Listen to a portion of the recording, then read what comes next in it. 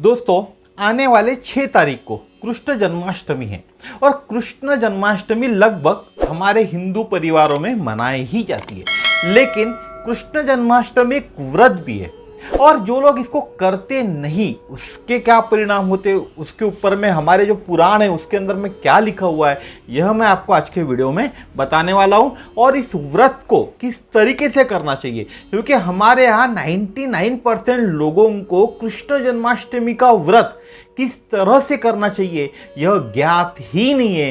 तो मैं आज आपको बताने वाला हूं कृष्ण जन्माष्टमी का व्रत कैसे करते हैं और जो नहीं करते उसके बारे में हमारे जो पुराण है उसके अंदर में उनके लिए क्या लिखा हुआ है। तो नमस्कार दोस्तों, मेरा नाम समीर शरद देशकर, मैं नागपुर शहर में रहता हूं और आप सभी लोगों का स्वागत करता हूं सीखो हिंदू सीखो इस चैनल के ऊपर में। अगर आप नए चैनल पे तो सब्सक्राइब जरूर कर लीजिएगा, क्योंकि इस तरह की जो जानकारियाँ है जो हमारे से अछूती है वह सिर्फ इसी चैनल पर आपको देखने के लिए मिलती है। तो देरी नहीं करते, बढ़ते वीडियो की तरफ। तो 6/9/2023 बुधवार 6 सितंबर 2023 को बुधवार है और इसी दिन दोपहर 3:37 से अष्टमी चालू होने वाली है। यानी कृष्ण जन्माष्टमी दोपहर में 3:37 पर अष्टमी लगने वाली है और दूसरे दिन 4:13 तक अष्टमी है और उसके बाद नवमी शुरू होने वाली है। यह जो गणना है ना, वो राजन देकर जो हमारे महाराष्ट्र में जो फेमस है, राजन देकर के जो पंचांग करता है उनके पंचांग के अनुसार है। अब हर जगह सूरज अलग अलग टाइम पे उगता है तो थोड़ा पीछे आगे पीछे हो सकता है टाइमिंग के अंदर में, लेकिन जिस दिन जन्माष्टमी बनाना है जो पंचांग में दिया हुआ है, भले ही उस दिन बुधवार हो और उस दिन पहले सप्तमी थी लेकिन अष्टमी दोपहर 3:37 पे लग रही है, तो उसी दिन हमको जन्माष्टमी मनानी है। तो कृष्ण जन्माष्टमी क्या है? एक व्रत है, लेकिन हम में से ज़्यादातर लोग ये जानते ही नहीं इस व्रत को कैसे मनाया जाता है। हम लोगों में से कुछ लोग पिक्चर के गाने बजाते हैं, आपने देखा होगा भाई, बड़े बड़े डीजे पे बहुत पिक्चर के गाने बजाते कृष्ण जन्माष्टमी के दिन और त्योहारों का मजा खराब करते। खुद तो त्योहारों का मजा लेते नहीं है और लोगों का भी मजा खराब करते। जो लोग सनातन धर्म के हिसाब से त्योहार मनाते उनको भी परेशानी का सबक बनाते। आपने देखा है किसी और मजहब किसी और धर्म के अंदर में इस तरह के पिक्चर के गाने बजते? उनके त्योहारों पे नहीं बजते ना। फिर हम हिंदुओं में क्यों? हमारे सनातन धर्म में इस कृष्ण जन्माष्टमी व्रत को मनाने की एक विधि बताई गई है और वही तरीका जो हमारे से अछूता है वही तरीका मैं आज आपको बताने वाला हूं।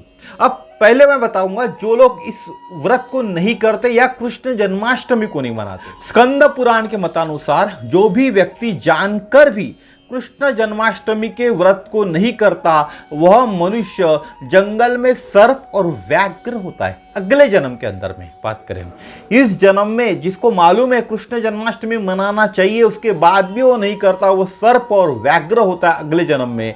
और ब्रह्म पुराण का कथन है कि द्वापर में भाद्रपद मास के कृष्ण पक्ष की अष्टमी में 28वें युग में देवकी के पुत्र श्री कृष्ण उत्पन्न हुए थे।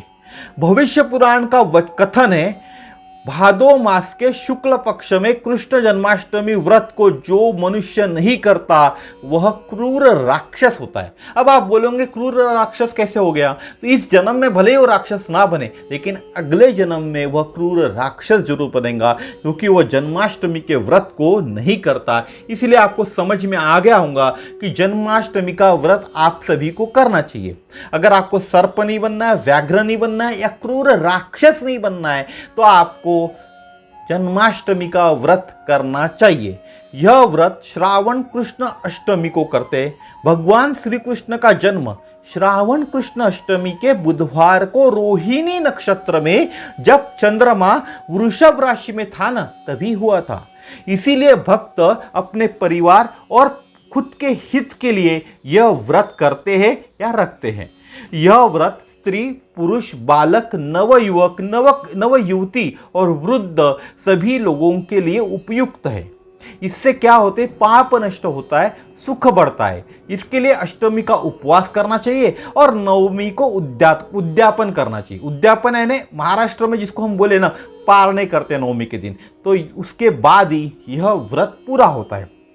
अष्टमी को उपवास और नवमी को उद्यापन। उपवास के पूर्व रात्रि को आपको हल्का भोजन करना है, यानी कल उपवास है आपका, तो पहले रात्रि को आपको हल्का भोजन करना है और ब्रह्मचर्य का पालन करना है। उपवास के दिन प्रातः काल स्नानादि और नित्य कर्मों से निवृत्त हो जाए।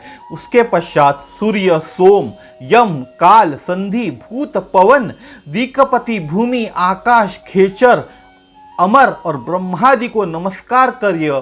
पूर्व या उत्तर मुख बैठे। क्या करना है आपको? सूर्य, सोम, यम, काल, संधि, भूत, पवन, दिक्पति, भूमि, आकाश, खेचर, अमर और ब्रह्मादि को नमस्कार करके पूर्व या उत्तर की ओर मुख कर आपको बैठना है। इसके बाद जल, फल, कुश और गंध लेकर संकल्प करना है। अब पूजा के लिए क्या क्या सामान लगता है आपको मालूम है, इसीलिए जल, फल, कुश और गंध लेकर आपको संकल्प करना है। संकल्प क्या करना है? ममाखिल पाप पर शमन पूर्वक सर्वाभीष्ट सिद्धये श्री कृष्ण जन्माष्टमी व्रतमहम करिष्ये। ऐसा संकल्प आपको लेना है और पानी छोड़ना है और उसके बाद आपकी जो भी पूजा है उसका शुरू करनी है पूजा को। अब क्या करना है आपको? मध्या के समय, अब शाम हो गई आपकी, रात में कृष्ण जन्म होता है, तो मध्या के समय, जब मध्या हो जाती, रात को 12 बजे का समय पकड़े, उस समय काले तिल मार्केट में मिलते हैं, पहले से ला के रखे और जो जल में आपको मिक्स करना है काले तिल को और उससे स्नान करना है। और देवकी माता है उनके लिए सूतिका गृह का निर्माण करना है। सूतिका गृह का निर्माण यानी अलग से कोई ऐसा कमरा नहीं बनाना है, जो कमरे में कृष्ण जन्म आप बनाने वाले हो वहीं सूतिका गृह का निर्माण करना है। बच्चे के जन्म के लिए जरूरी सभी चीजें आपके यहाँ उस जगह पे जहां आप करने वाले हो, कृष्ण जन्म मनाने वाले हो, वहां उपलब्ध होनी चाहिए। यदि संभव हो तो गायन वादन का भी कार्यक्रम रखे। बहुत से लोगों के यहाँ गाना बोलने के लिए, भजन कीर्तन करने के लिए लोग आते, तो रात को 12 बजे आपके यहाँ भी गायन वादन का कार्यक्रम आपको रखना चाहिए। वहीं एक जगह आरामदायक स्थान पर एक अच्छा मुलायम बिस्तर बिछाकर उस पर अक्षत से मंडल बनाए। अब अक्षत यानी क्या? अक्षत के अंदर में आपको कुमकुम मिक्स करना है और अक्षत यानी अखंड चावल होते, उसके अंदर आपको कुमकुम मिक्स करना है, उसको रंगना है। फिर आपको क्या करना है? जो आरामदायक आपने एक अच्छा मुलायम बिस्तर बनाया हुआ है भगवान श्री कृष्ण के लिए, बच्चा पैदा होने वाला है, भगवान श्री कृष्ण जन्म लेने वाले हैं, उनके लिए आपने मुलायम बिस्तर बनाया हुआ है, तो उसके ऊपर एक अक्षत का आपको मंडल बनाना है और मंडल भरी हुई मंडल रहना चाहिए। मंडल सिर्फ ऐसा मंडल नहीं बनाना, आपको अक्षत से, वो चावल की जो अक्षत है उससे भरी हुई मंडल बनाना है। उस मंडल पर आपको एक कलश को स्थापित करना है। अगर पंचधातु का हो तो अच्छी बात है, नहीं है तो जो भी कलश आपके घर में, उस कलश को आपको स्थापित करना है। उसके ऊपर में एक प्लेट रखे, कलश के ऊपर में, उस पर सोने, चांदी हो गया, सोना हो गया, तांबा हो गया, पीतल हो गया, लकड़ी हो गया या मिट्टी से बनी मूर्ति या चित्र रखना चाहिए। अब किसका चित्र और या मूर्ति आपको रखना है वह भी मैं आपको आगे बताता हूं। मूर्ति या चित्र में बालक श्री कृष्ण यानी श्री कृष्ण बालक रूप में चाहिए।